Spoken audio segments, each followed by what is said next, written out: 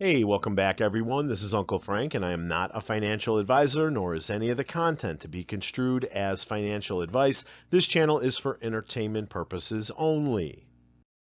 So what do we need to know? Senate passes Trump's mega bill in bid to reshape taxes and healthcare. U.S. stock futures hold steady as Trump's tax bill heads to the House. Trump says he's not planning to extend tariff pause past July 9th.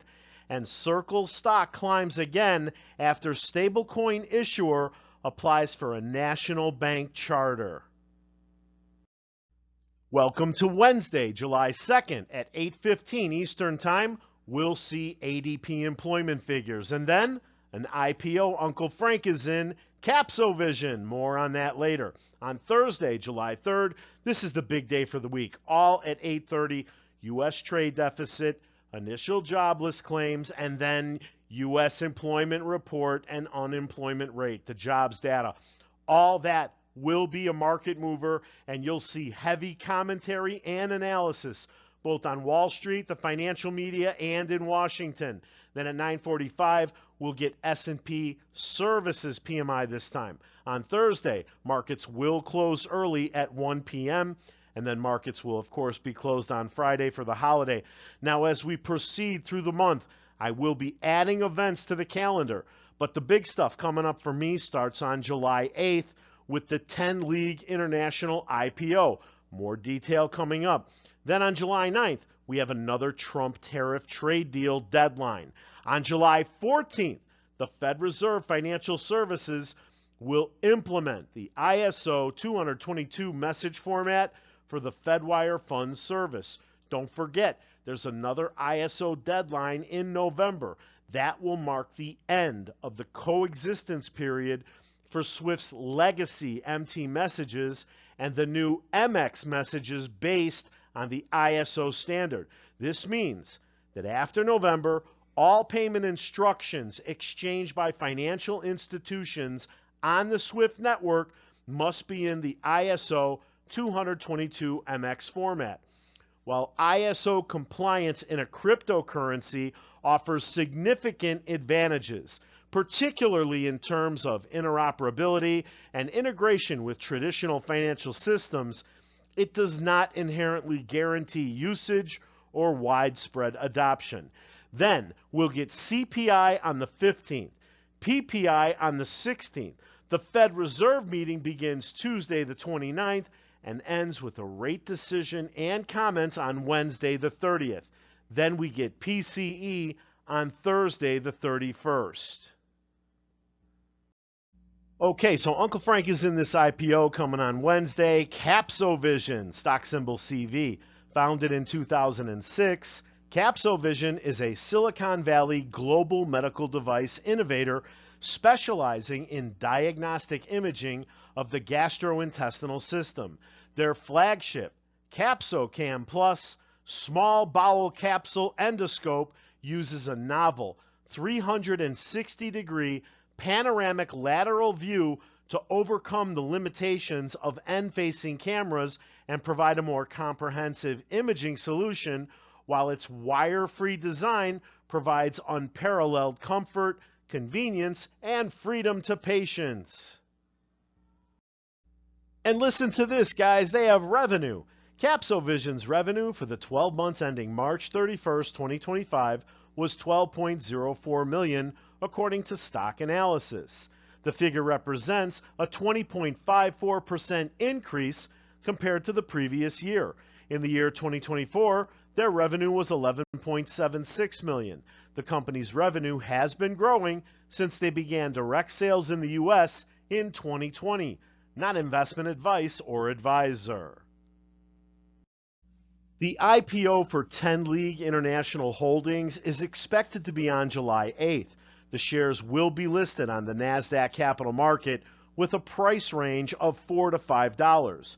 TLih is a Singapore-based provider of turnkey project solutions, specializing in the sale and rental of heavy equipment and engineering consultancy services for industries like port, construction, and civil engineering. The company was founded in 1998 and is preparing for an IPO on the NASDAQ under the symbol TLih. Their business is primarily divided into three segments: sale of heavy equipment and parts, heavy equipment rental, and engineering consultancy services. And listen to this, another company with revenue. They're trying to spoil Uncle Frank out here. In the 12 months ending June 30th, TLih had revenue of 58.52 million SGD. In 2022, their annual revenue was 74.47 million SGD.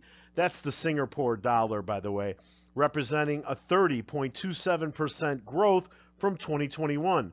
For those of you wondering, one Singapore dollar is currently worth 79 cents in US. And for my XRP fans, according to various reports on X, the SEC is currently trying to find ways to streamline the approval process for exchange-traded funds, especially those related to cryptocurrency-related products. Uncle Frank's top pick for 2025 and beyond made it onto the top daily losers list, so I celebrated by adding more calls. Not investment advice or advisor. Archer stock sees call options surge as bullish traders position ahead of Q2 earnings. Yes, I know. And it has nothing to do with Q2 earnings. It has everything to do with being in the air on a commercial basis in Abu Dhabi, migrating from concept to revenue generating. That's the next milestone we're looking for. Investor interest in Archer is picking up ahead of its Q2 earnings report on August 7th. Bullish options activity surged yesterday with nearly 44,000 call contracts traded, twice the average daily volume, driving implied volatility up 4 points to 73.12%. The $11 calls expiring on July 3rd and July 11th saw the most action, accounting for nearly 11,800 contracts. With a put-call ratio of just 0.16, the options market is signaling a clear tilt toward bullish sentiment. Meanwhile, Archer stock climbed 3.63% in yesterday's trading, but today finished at $9.88, down 97 cents or 8.94%. This is where I added my calls. Now, this is not investment advice. I am not an investment advisor. I will never tell you to buy, sell, or hold any security or cryptocurrency. This channel is for entertainment purposes only. But hey, bet against me, shorts. I dare you. I want you to. When this company scales up to fill in excess of $6 billion in orders, the shorts are going to feel like a chicken caught in a tractor's nuts.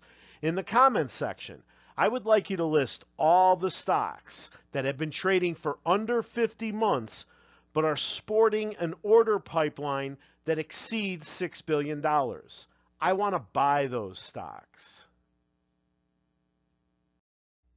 And just for fun, NVDA could become the first company worth $4 trillion, 2 years after NVIDIA made history by becoming the first chip maker to achieve a $1 trillion market cap. An even more remarkable milestone is within its grasp. NVIDIA is in the pole position in the race to hit $4 trillion.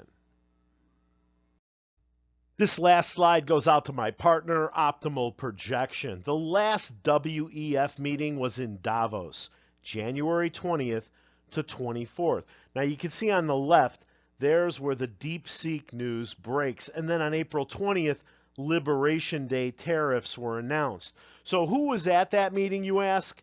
Bank of America, BlackRock, Citi, Goldman Sachs, JP Morgan Chase. These are the entities that had heavy shorts going into the new year. These entities knew about DeepSeek before you ever heard of it. And these are the entities that knew the tariff war was coming, and they positioned themselves accordingly.